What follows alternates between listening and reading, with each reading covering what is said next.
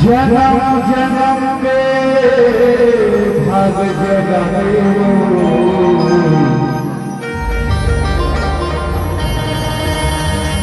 जय जय जय कन्या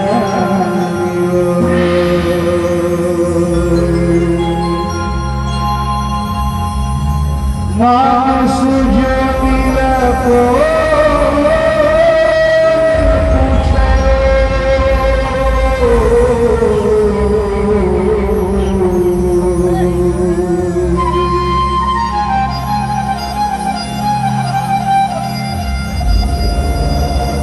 मानस जो मिला को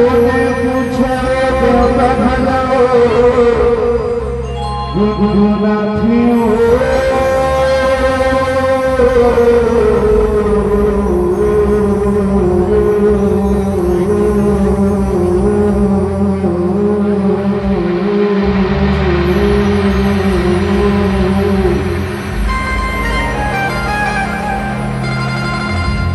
ब्रह्मा विष्णु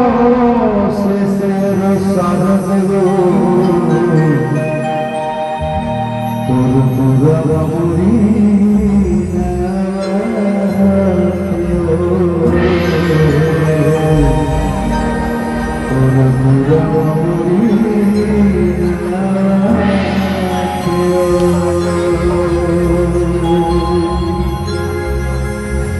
प्रेम से बोल भुरियारा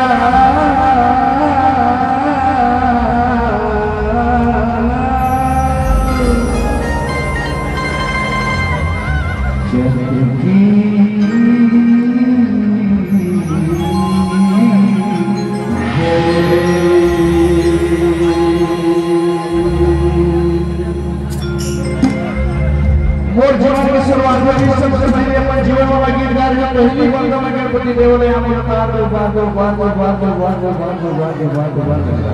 जेकर माध्यम से बोले जाने के लिए केवल वैष्णव जी का नील वाले कैसे गाया अखंड रामायण तो पहला भाग दूसरा भाग तीसरा चौथा पांचवा छठवां सातवां तक बात बना बने झूठो राम तो वही गीत के एक बार मकोदर महाराज के जयकारा लगाते ताली बजा के और वही गीत को चालू करने प्रारंभ करने के बाद सबसे बताना है एक बार ताली बजा के जयकारा लगाते जोरदार सब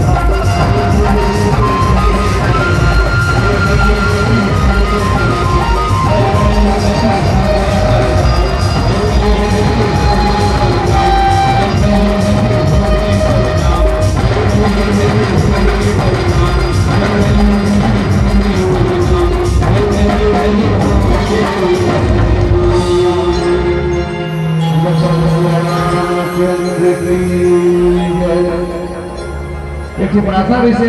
देखते हुए बुरा मत मानिए। माई का 5 पैसा मुलाकात लगा था नाराज मत हुआ एवं घोर बेइज्जती है बला के यह मुलाकात के मत हो कुछ मत हो लेकिन ये डायना के वो डायना के गांव के गौटिया माल गुजारे माल है चले गए गुजारा है चला थी इधर सब चीज सिस्टम इधर जवानी ठहर चुके हैं बाजार में बुढ़ा चुके हैं ओरिजिनल चीज में चौथी पढ़ा रहे हैं तो मैं कहा बजा था